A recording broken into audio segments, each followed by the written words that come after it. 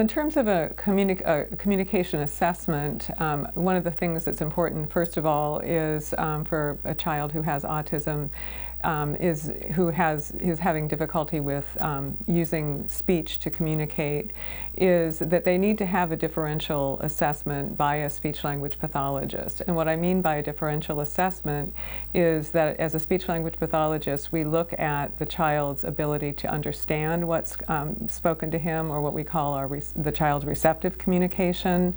And we also look at the child's expressive language and communication, how they express themselves using words, as well as how they express themselves using gestures and other forms of communication.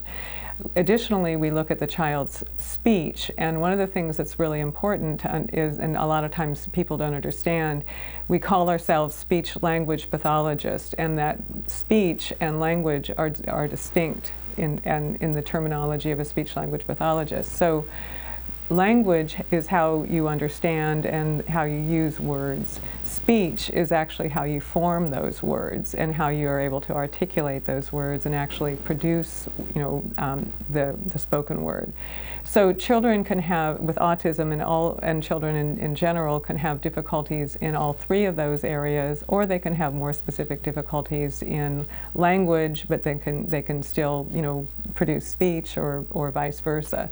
So our differential diagnostic assessment is going to really help us understand what is the problem. Why isn't the child speaking at the level that the parent, and using language at the level that the parent would expect for that child's age? So that's the first step.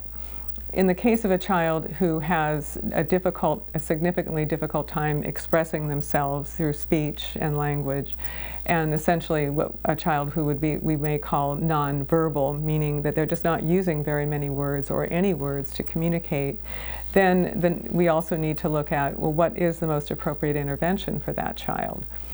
For a child who is not only limited in their ability to use words, but also really has very limited ability to communicate at all, meaning they don't use gestures, they don't use other forms of communication, we're not going to start off with a communication device, perhaps. We're likely to start off with more basic types of methods of teaching them to get communication going.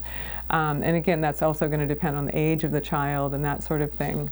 But one of the areas that many people hear about from schools and those sorts of things is using picture communication techniques, and one very frequently used method is called the picture exchange communication system. So that might be something we would start off with.